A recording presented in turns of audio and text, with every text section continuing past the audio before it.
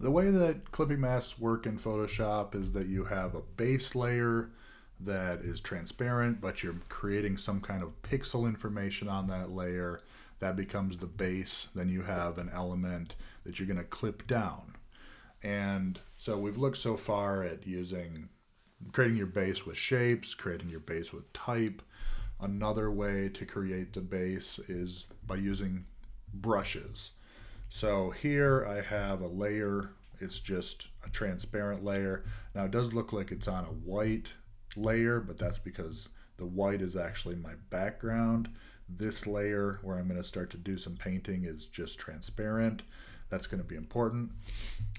You can only clip something down on really a layer that has transparency as well as an area that you want to clip something down to. Can't be pixels everywhere or it won't work. So B for brush. If your colors are, something else, doesn't matter.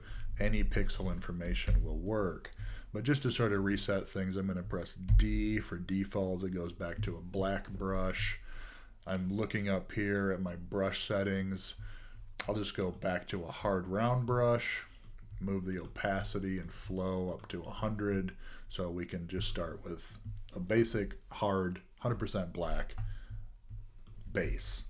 And then we'll look at the other things you can do with it. So here I have an option. I'm holding down Option or Alt, clicking to create something that clips down to those pixels that I just made. Now back into that layer, I could use any brush and it's still creating pixels. So now I'm changing to from the hard round to the soft round.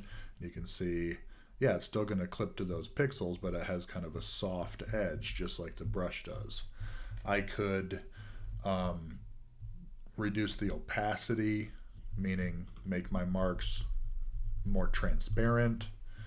I could reduce the flow, meaning more gradually build up the accumulation of paint essentially on the surface here, like an airbrush blowing paint, or any of the other things that you can do with brushes, which I won't get into deeply here.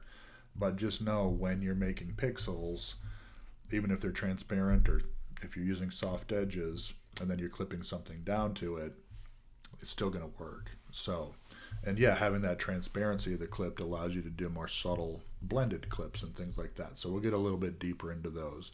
But just as some fundamentals, that's the basic idea. Creating pixels with a brush and then clipping a photo down to those pixels.